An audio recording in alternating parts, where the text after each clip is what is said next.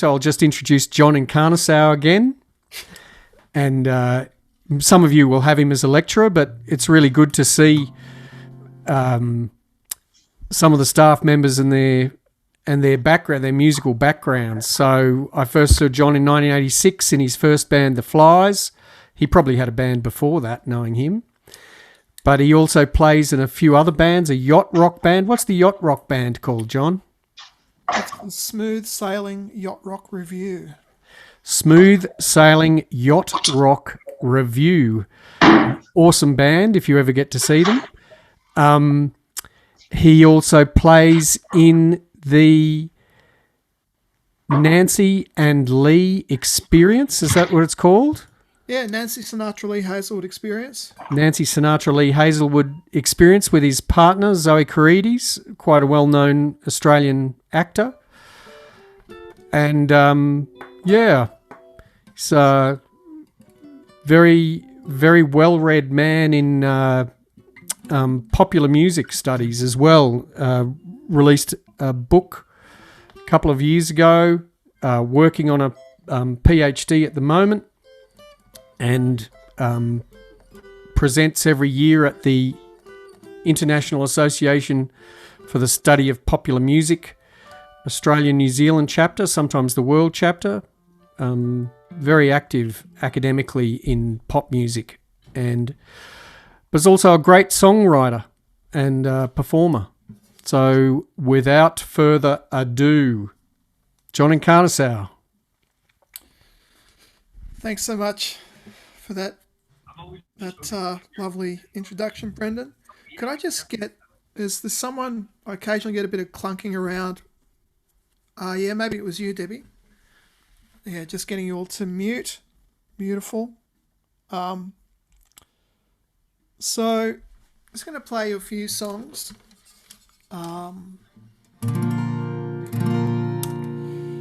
This one I wrote about 6 years ago. It's called Breakthrough. Those of you I had in the first 4 weeks of class, I used this as an example. So you will have heard the recording by the Nature Strip, but here we go.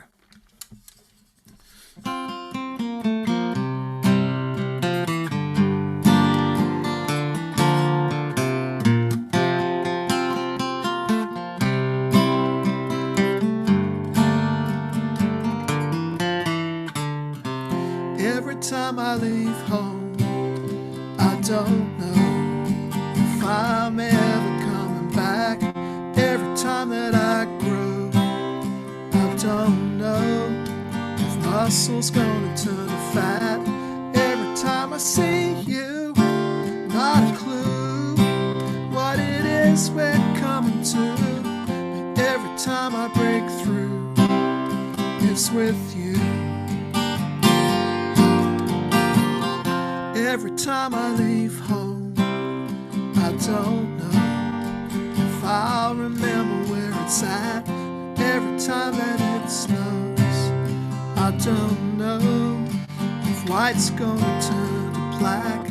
Every time I see you, not a clue what it is you're gonna do. But every time I break through, it's with you.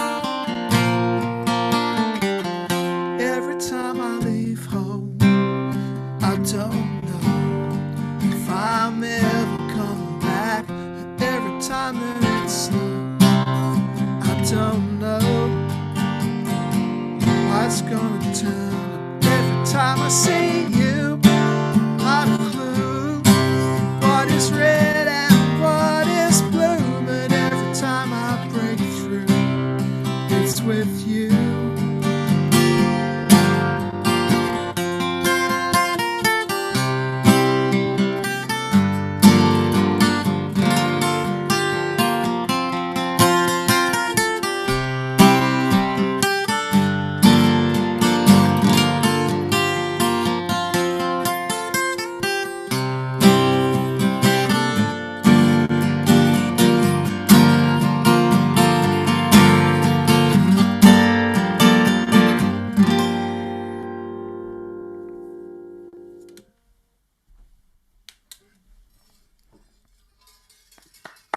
Fantastic.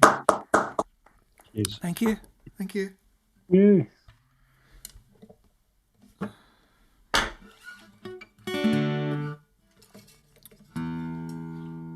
The old take the capo off and retune biz. Next thing I'm going to do is called Take Me Over. It's on one of the Nature Strip records. I guess you could call it power pop.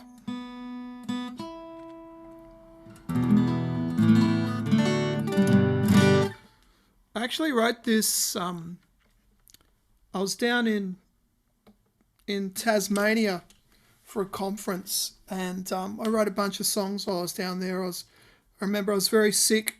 I was in bed. I stayed in bed for a whole day with a cold, and I wrote 3 songs, and this is one of them.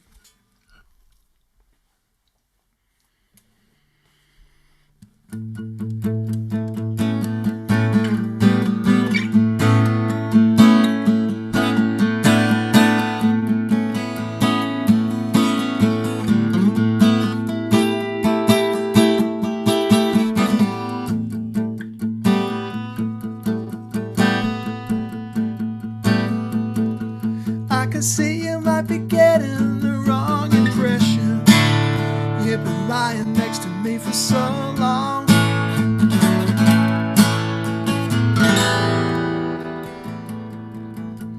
I can see you trying to make connections, despite of what we have is so strong. So come along, take me over.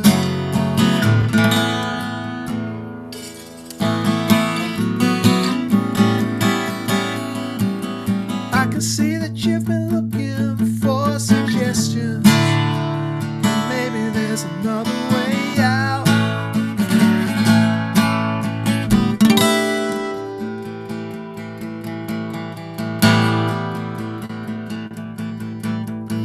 Or have I been jumping to conclusions? But baby, this can only go south. Shut my mouth,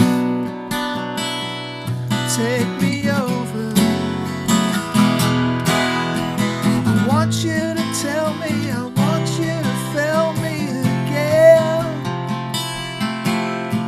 I want you to sell me that this never could be the end.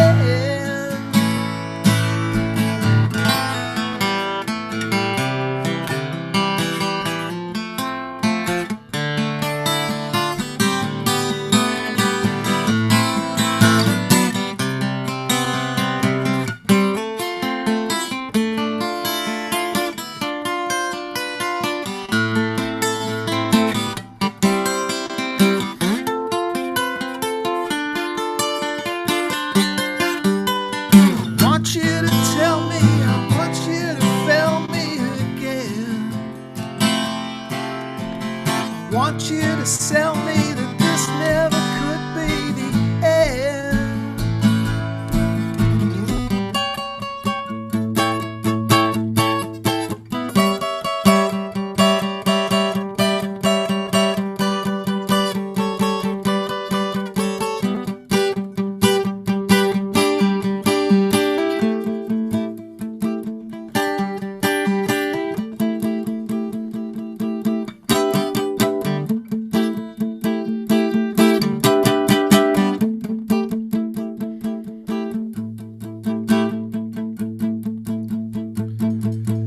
can see you might be getting the wrong impression.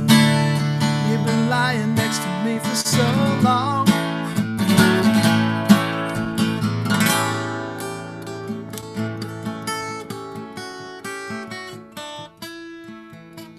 I can see you trying to make connections as you listen to another new song. Please be strong, take me over.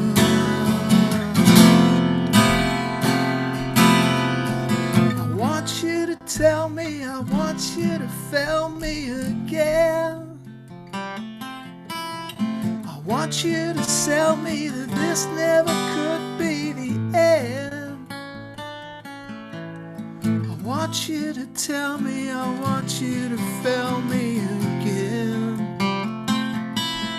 I want you to sell me that this never could be the end.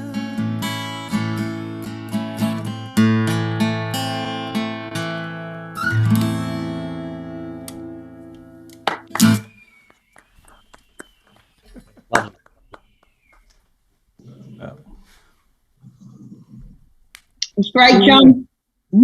Thanks. Brendan, I can see you've got the soprano handy, have you? Yes, always. Can you play with me without any lag? Like, will it work? No, I don't think so. We've explored that a little bit. I should mention that before the Nature Strip, I had a band called Warmer, and actually the last record of songs I've released was by Warmer. Thanks, Aaron. Spider and Lamb. It's lovely someone knows that. Yes, so with Warmer I did an album called Spider and Lamb, and Brendan was pretty central to that record. We recorded probably about 2/3 of it at the old Building O studio at WSU, and he played some beautiful saxophone on a couple of tracks too, so thanks, my friend. And of course we do improvised music together as well. My most recent record is a improvised quartet with Brendan and Holly Harrison and a guy called John Drummond. So yeah, there's a lot of music we've done together over the years. It's been good. Next one I'm going to do is from the suppose I should have a look at the chat. There's a bit going on there. It's mostly applause, John. Aha! There it is. Giraffe Quartet and Duets. We're hoping to do some shows. We've had to cancel them twice now. So, Tomb of Forbidden Tunes. Oh, right. Yes, that's my my wall there. Spider and Lamb. I'll give it a go, Aaron. That's lovely to get a request. Some applause there. Yes, Debbie, thanks. It's one of my favourite shirts.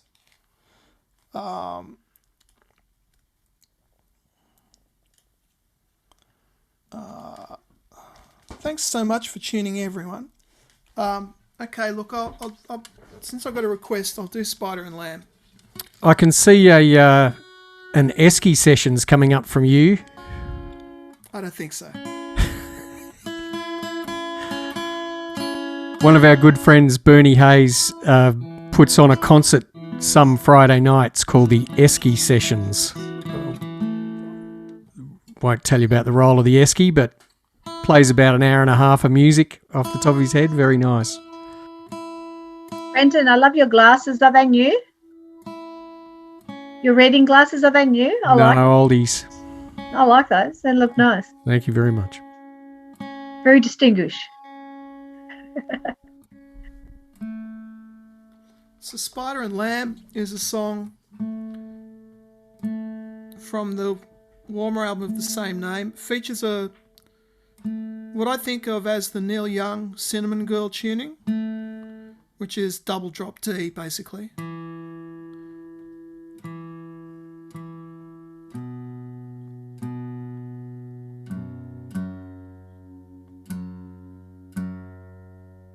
Oh, sorry, I've got to tune down.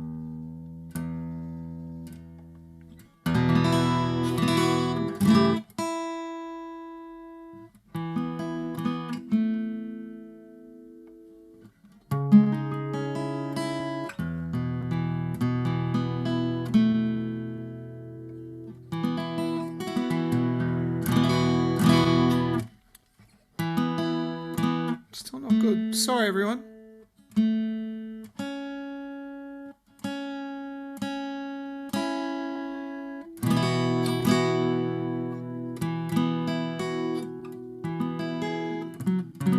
I think I'll go with that. So here we go. So it's double drop D and capo on 2 for those.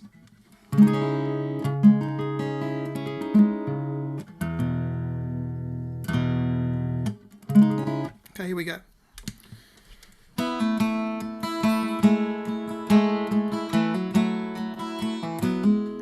I was kind of thinking about how arrogant people are, thinking they're so much better than animals. Because I kind of think that all sort of animals, even insects, have got their own thing going on, and we don't tend to think about it very much. So that's kind of what this song's about.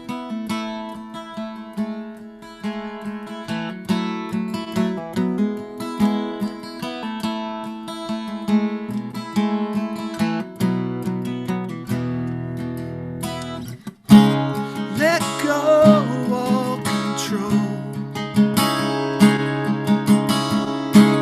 Your kingdom will fall.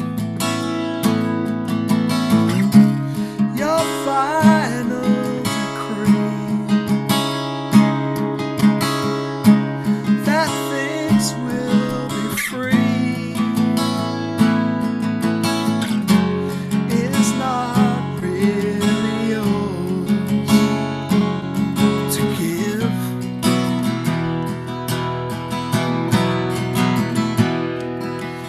All things great and small are a part of it all. The spider and lamb are as great as I am. The birds in the air, the bees that you care for, see more of the plan. No more of the land. It is not for you that they live.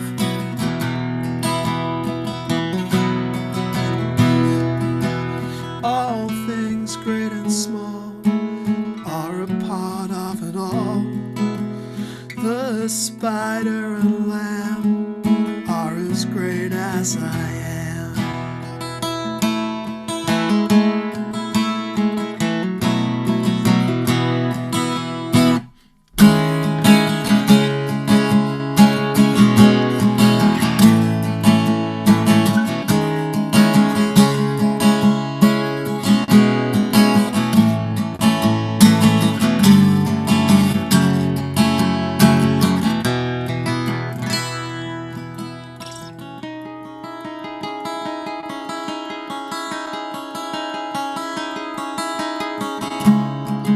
The secrets you hide, the darkness inside you, it will pass away, while oceans will stay. You don't have the sense of the tide.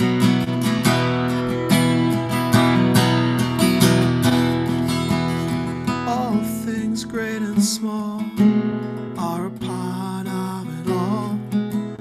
The spider and lamb are as great as I am.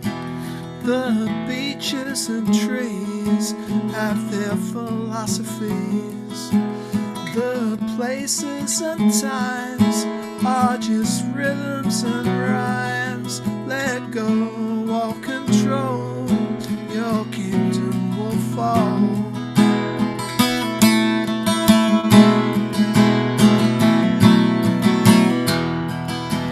The beaches and trees have their philosophies. The places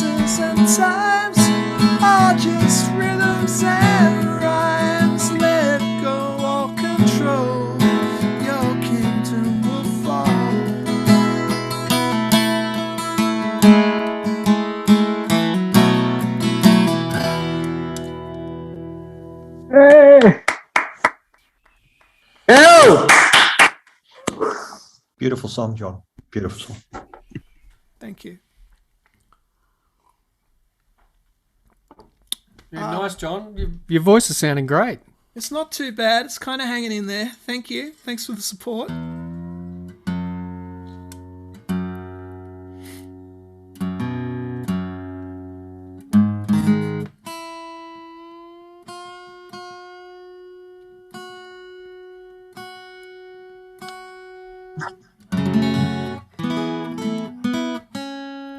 While I've got up the capo on 2, I'm going to play an old song called Staring Down Heaven.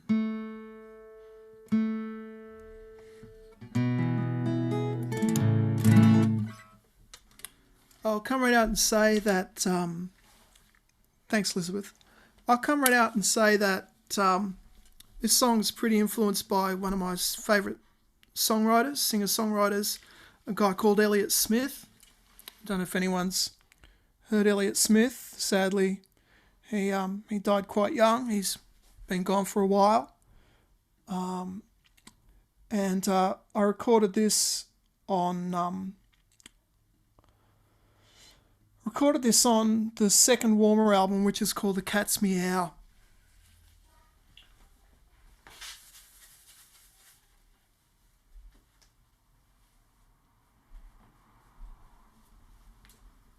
And Brendan, I was thinking some soprano sax would be divine on this, but if it's not going to work, it's not going to work. There's lots of space for that kind of bizzo. You're muted, mate. I'll cut in and try and see how it goes. See how it goes. Might mess things up though. So Noel will give me a thing on the chat if it's messing with your feed. It's pretty sparse. Okay, here we go.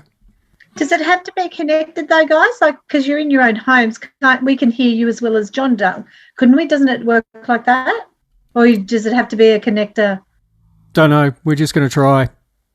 What key is it in, John? Well, this will be great for the soprano. It's in F sharp minor. And I think that's perfect. kind of true. I think that, doesn't need to be rhythmic. It can float through. I think this might be nice, actually. Here we go.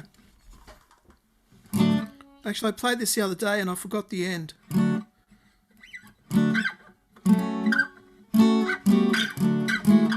Don't you just stop playing? Got it. That's one way to end. Here we go.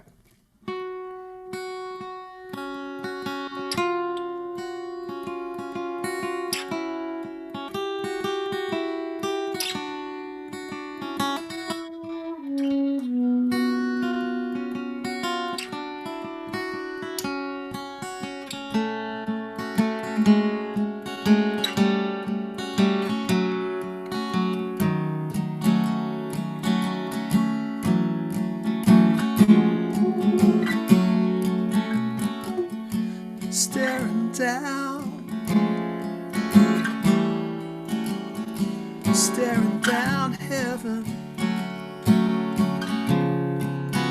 I dared an angel to fall.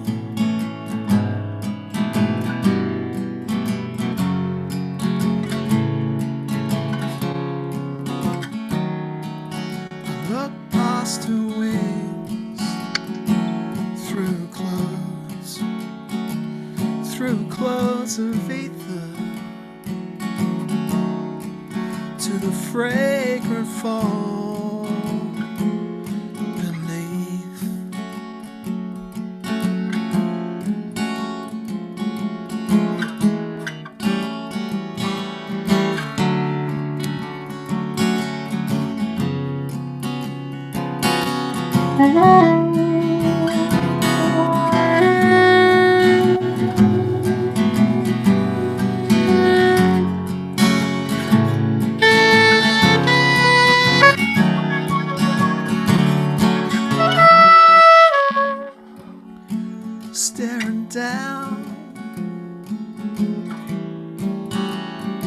Staring down heaven.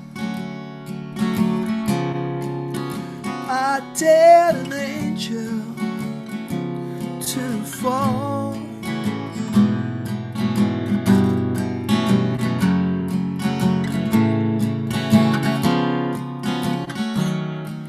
I looked past desire to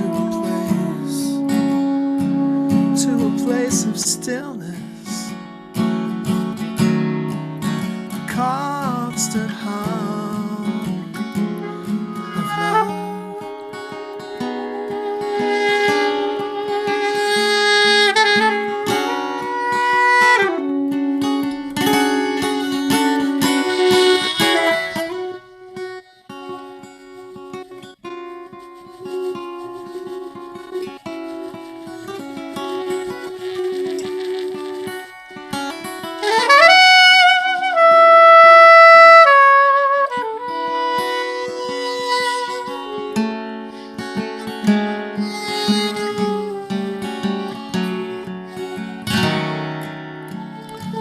Though I knew she was real, how could I touch her? How could I lay with an angel, staring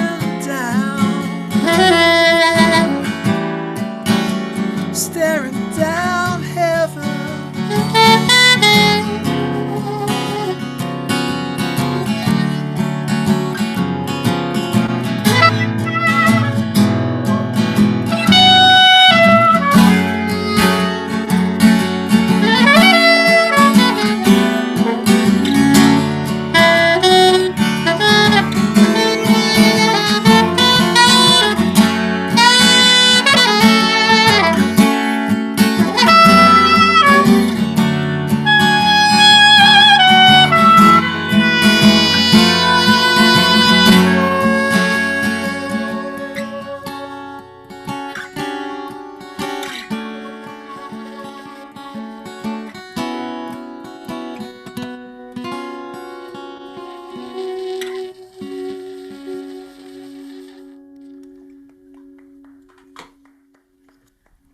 Oh, guys, bravo. Hey. Thanks, Brendan. Then we go all right. I'll have to listen back to that because I was only getting the sax through the laptop. I imagine it sounded better for everyone else. It sounded great here in Lithgow. What I heard of it sounded great, but I reckon I can hear it in better fidelity. So, look, I think I'll just do one more, and I'm going to end with something up tempo, and happens to also have the capo on too. This is called "I Want to Do the Right Thing," and it's from the same Nature Strip record that has "Breakthrough" on it, the song I started with. Which is called Beetle Bones, which came out in 2017. I'm just going to catch up on the chat. Wow, getting some nice comments. Thanks so much for playing along, Brendan. That was unreal. There's actually a song on the Spider and Lamb record that Brendan played this minimal, beautiful soprano on called Then It Hit Me. And it's kind of one of my favourite things to do with that album. It's just sublime is the word. Okay. This is called I Want to Do the Right Thing.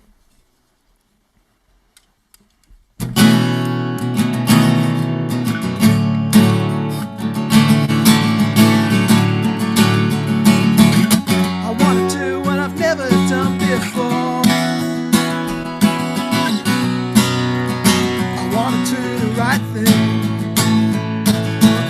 I want to do what they can't ignore. I want to do the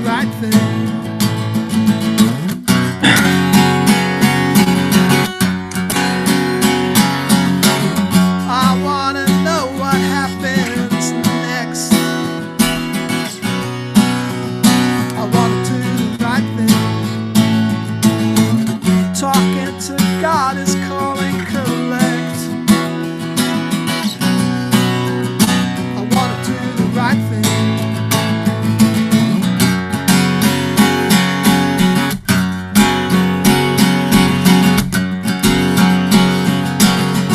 Led to the desert on a horse with no name, wrapped in silver, but I look so lame. No one to win, no one to blame.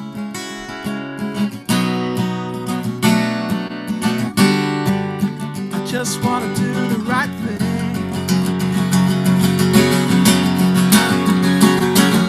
I want to fight you tooth and claw. I want to do the right thing. I'm gonna cut you to the core. I wanna do the right thing.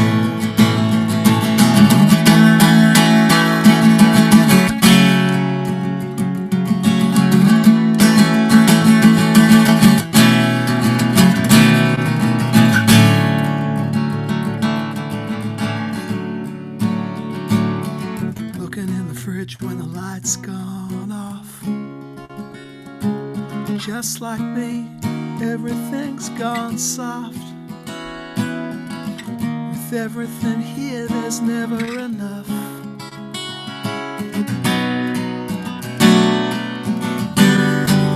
I just want to do the right thing. Talking to God is calling collect. I want to do the right thing. She's gonna send me my next check.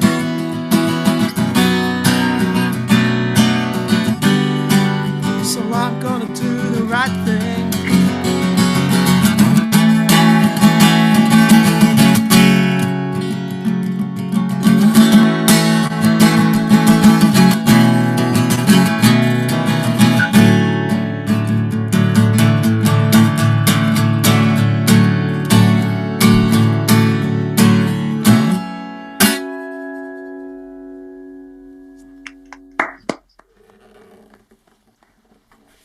Thanks, everyone. Thanks for tuning in. Yay! Thanks, John. I was going to, I know, look, one of the things, if anyone goes into lecturing or teaching, one of the things that you realise very early on is that your voice gets used massively. So John's been having trouble with his voice, and I know he's teaching this morning and this afternoon. So I'll keep this relatively brief, but I wanted to just ask you some questions specifically about songwriting and creativity. How do you start a song? Oh, look, I think there's so many different ways, and I think that, well, I often start with chords on the guitar. That's a pretty tried and true thing, but the thing is that you end up with, like I've got on my phone, I've got dozens of sets of chords, like they're whole songs really that don't have any lyrics to them. So, because nearly every time I pick up the guitar, I can come up with a chord progression. I think that's pretty cool. And then I think, where does that go? And I'll go to another chord progression, and then I'll go, okay, maybe I need a bridge. And within half an hour, I've got the music for a song. To me, the difficult thing is often getting from there to having something you can sing. So I find lyrics more of a challenge generally. But I also sometimes just write lyrics if I feel inspired. As I shared with the first year class, I had an idea the other day just about, I was thinking about this new artist that I'd found being on my radar. And then I thought, something's on your radar, it can be on your wavelength. And I thought, you were on my radar, hoped you were on my wavelength. And then I just wrote a whole lyric for a song really quickly and sort of used that as a prompt. So sometimes it's just getting a phrase which sounds interesting, or that you sense that would feel comfortable to sing, and then you just bounce ideas off that. And one of the things I've tried to say to the students in first year is don't worry about what it means. You don't have to start writing a song about something. I think it's much more productive to just spill the words out and go through them later. And actually, another thing I think is really important, like Jeff Tweedy from Wilco is one of my favourite songwriters, and he's written this little book called How to Write Just One Song, or something like that. And sorry, his name again? Jeff Tweedy. Tweedy, yep. And I actually haven't read the whole book, but it's only a little book. I just got distracted from it. But one thing he talks about is there's sort of 4 or 5 different things you can do. And if you try and do at least 1 or 2 of them every day, it sort of keeps you in the mode of songwriting. And that's what I feel is really productive. So that might be writing chords. It might be going through old journals and looking at your lyrics. It might be writing lyrics. He's got a list of half a dozen of them. And actually last night, I was looking through an old journal. I was sort of thinking of what songs I was going to do today. And I found this lyric. It was like 4 pages of lyrics that I wrote years ago that I'd forgotten about. And there were some of them I liked and some of them I didn't like. And so I just copied out all the ones that I liked and put them on, did this kind of cut up thing. And I thought maybe I can make a structure out of them by arranging them on different pieces of paper. I didn't end up actually finishing it, but there's some good lines here, and hopefully. You mean by blending them all together from different songs, you're going to make a construction? No, It was all one single set of lyrics that I wrote, but it was like 4 pages of lyrics towards a single song. And looking back on it years later, I liked some of them. I didn't like others. So I just copied out all the ones I liked and sort of I left them together in bunches of 2 or 4 lines where I thought that worked. Okay. And I tried to reassemble it into a song. It didn't quite work, but I think it's like anything. If you do it every day or most days, you kind of stay in touch with it. It becomes part of a conversation you have with yourself. Great. That's really cool. And look, leading into that, I was going to ask, do you have any activities that help you with creativity? Any things that aren't actually musical, but that you think help? Like I've just realized that walking just inspires me so much. I go out for an hour of walking and I come home and I want to play. I just wondered if you did any activities that you often find promote creative thinking. Yeah, look, I find walking really important too. Like in anything to do with any work I'm doing, if I come to a feeling of an impasse, I go for a walk, and often there's something about moving your body that seems to encourage your mind to work through the problem in the background.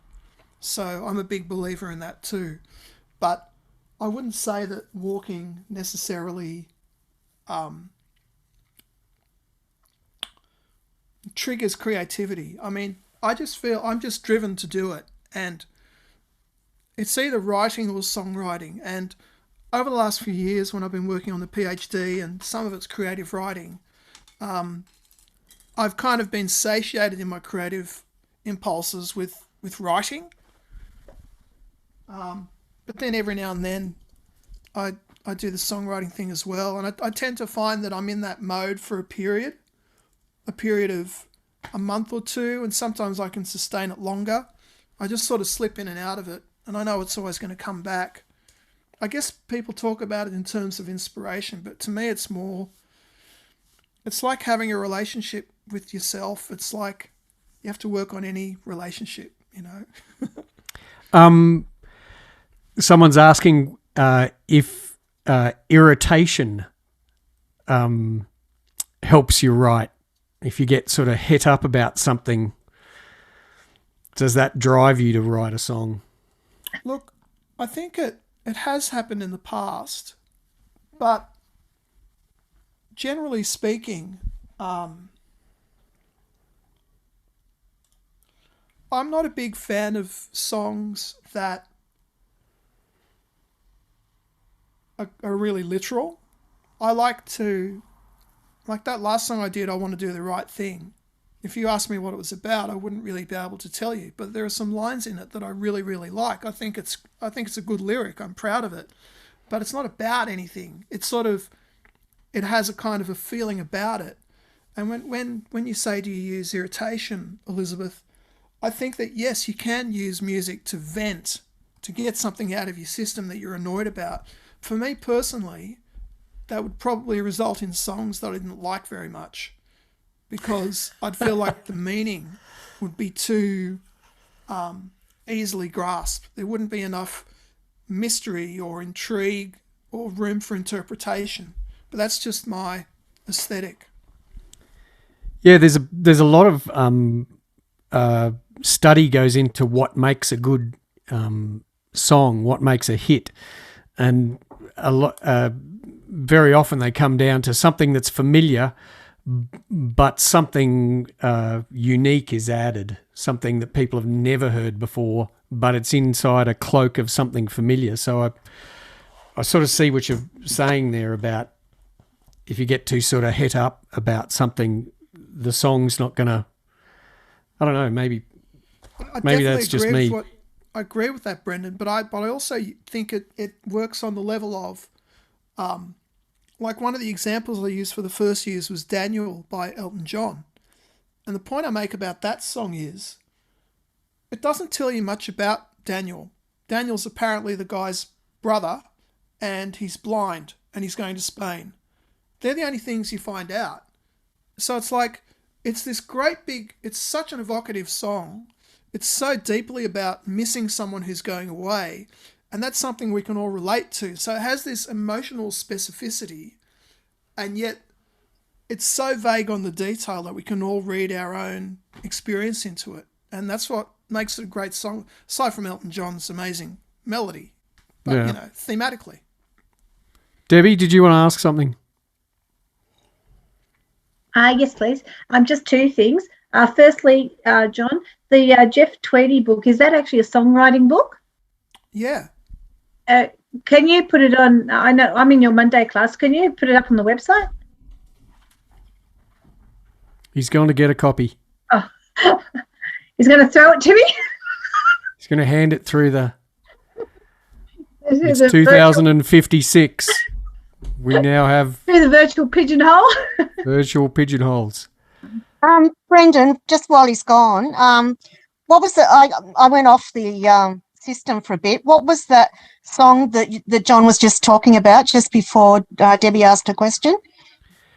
Daniel by Elton John. Yep. John, can you put it up again? I missed it because it went blurry in my camera. He's a great songwriter. Okay. And the second question I just wanted to ask is, when you're writing songs, John, do you find that if you have a chorus, do you write the chorus first? Like, does that help with what you want to tell in the verses? Do you? There's no rule. There's no rule. The only because I find when I'm doing it, I usually get the chorus first in my head, or I get some things going in my head, and it usually ends up being a chorus, even though I want it to be the verse, because it's more. It ends up being. I found for me, it ends up being more catchy, and it sort of doesn't make sense to have it as a verse. A lot of my songs don't even have choruses. The last two songs I played for you don't have choruses. They have verses. Yeah, no, there's nothing repeated. Yeah, I noticed that. So, I mean, there's lots of repetition. It's just nothing's a chorus. They're verses and bridges. So you've got verses. Yep. Yeah. I mean, and they're also, the verses have refrains, which have that repetition that you also get from a chorus. So, but no, I think it's really constructive not to have one way of doing things, just to be open to any way that a song might start. It can start from a lyrical idea, or it can start from a melodic idea, or it can start from a chord progression, be anything. Yeah, because I know there's no rules, but I usually just get on the keyboard and go, because I don't play a full instrument like fluently, so I just can get myself around a keyboard to sort of, play chords to sort of, play a song and write. But I always found that I'm starting with I start with a verse, but then it usually take my chorus, and then I've got to sort of think about it. I don't know, not logically, but sort of think about, okay, I sort of do an abstract and think, okay, what could go with this chorus that actually means well for the verses. Whatever works for you, Debbie. Yeah, but then sometimes I get like writer's block, and I think, okay, it doesn't make sense. So I was sort of pitching around, and sort of it's confusing for me sometimes. And my strategy with writer's block is to stay on one chord. oh, really? Yeah, you just go back to one chord, and then it's if it needs to move, it will. Yeah. But it doesn't need. If Pink can have a hit with "I'm Coming Up" and the entire song was G. Yeah. I think we can all agree that it's not a complexity of chords that sells songs. I just wanted to point out with John as well. John's got his little. I've got the same. He's got his book. Just keeping a journal of lyrics. I often get, even sometimes in the middle of the night, I'll wake up and I keep this little journal beside me, and I'm just going through here and noticing that I've got lyrics for like 10 songs that I've never written, but some of the little couplets appear in other songs I've written. So yeah, I actually have that because John said that to us in first year. He said just get a book and put it beside you, and just when we had him for first year, and I do it to this day, and I've actually filled up almost 2 books. Yeah, but I haven't really done much because I've been so busy with uni and the kids, and so I've only just done stuff for assignments. Were you going to show us something, John, on the guitar? Oh, look, someone in the chat said they'd love to hear that song, because I wrote that lyric that I call Wavelength, and I shared it with them. I shared the process of writing the song. Well, I shared the process of writing the lyric because when I shared it with them, I hadn't written the music. And then I wrote the music that night, and there's a part of the song that's kind of too low for me to sing properly when I'm losing my voice as I am now, but I thought I'd give it a go just to finish off. Thank you for the answers, guys. Appreciate it. Did you have another question that you wanted to ask, or shall I just... Look, I had only one other question. It's just really concerning that I know you're a record collector. Like it's one of the principal things that I appreciate about you. And I wanted to ask what role listening plays in your creative process. I think that because I've been so immersed in popular music of all kinds for so long, that it's provided me with a basic vocabulary without even really thinking about it. I think that often when I write songs, I'm just turning something that I already know on its head, and I might not even be aware of it. It might be like, this is kind of sharing secrets, but my song Breakthrough, which I started with, which was one of my favourite songs I've ever written, after I'd written it, for a fair while after, I thought, oh, okay, that's actually kind of based on the Paul Kelly song Before Too Long. Just because the way it goes, every time I leave home, I don't know if I'm ever coming back, da da da da da, etc. And then it's got this thing that goes, and Paul Kelly's song, do you know that song Before Too Long? Yep. I'm sure you do. So it's got similar chords in that. So every time I leave 5, 2, I'm ever coming back, and to 1. And Before Too Long goes before 2, 5. Then it goes to 2. There's a few more chords, but then it does, at the end of the verse, it does this.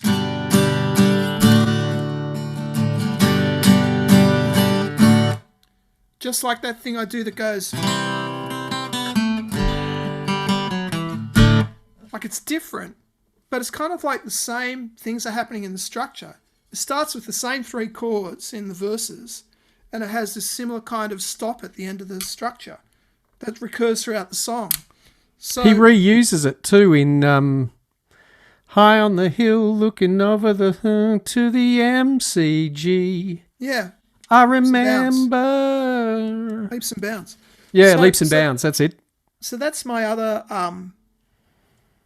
That's the other thing I get from being a big listener, is all these structures and ideas are just mulching around in my mind, and they just come out in another form, and they're original songs.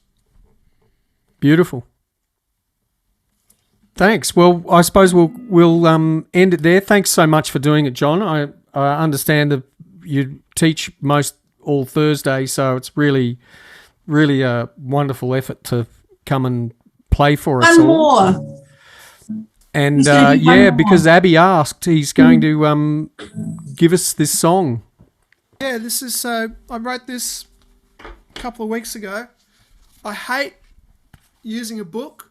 I really think musicians should learn their songs off by heart, but this one's new enough that I haven't been able to learn it, so I'm going to make an exception.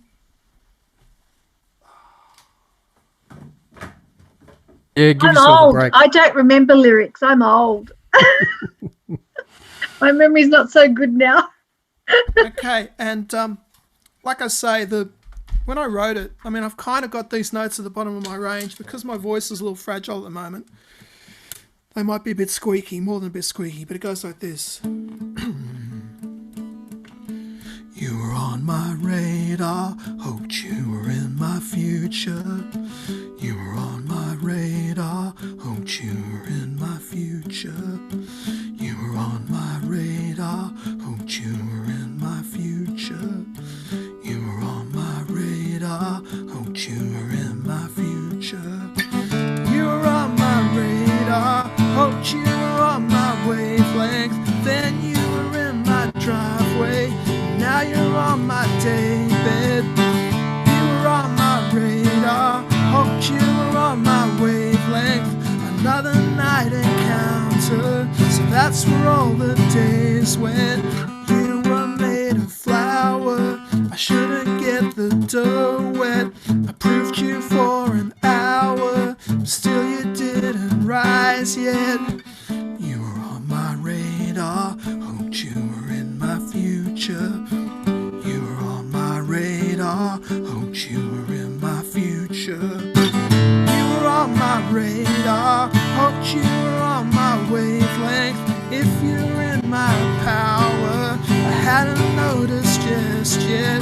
I served you with a ladle, you spilled into the saucer. I served you with a ladle, you spilled into the saucer. I served you with a ladle, you spilled into the saucer.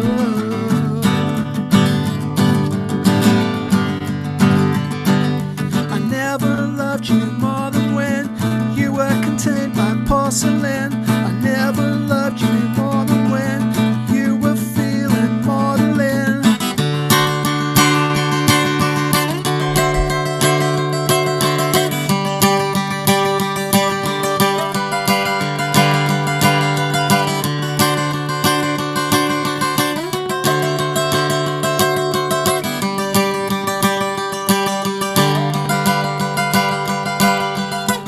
You were on my radar, hoped you were in my future.